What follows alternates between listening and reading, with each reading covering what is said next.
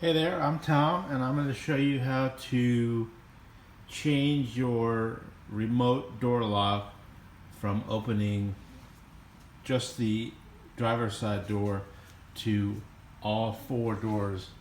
So we're going to open this up.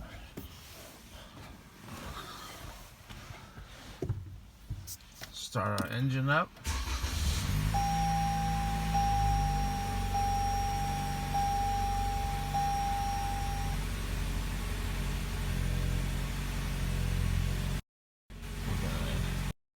Hit continue there and go to menu,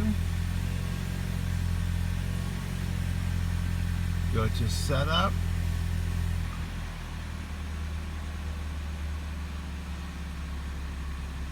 scroll down,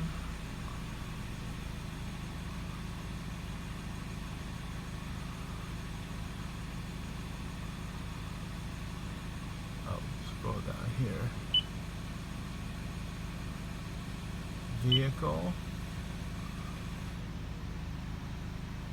vehicle customization, door lock settings, and I'm going to scroll down,